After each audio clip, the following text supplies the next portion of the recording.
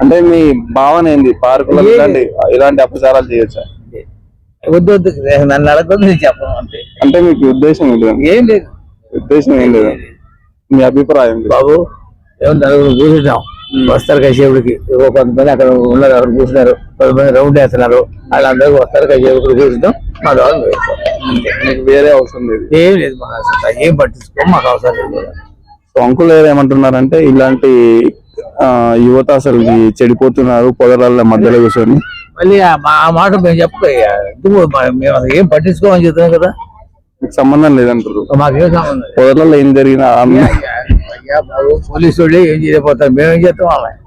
అదే అంకుల్ ఏమన్నారంటే పొదలలో వాళ్ళు ఏం చేసుకుంటే నాకేంటి, నాకు సంబంధం లేదు. మమ్మల్ని చంపుకోయా బాబు, నువ్వు నన్ను చంపుకో, వెళ్ళిపో.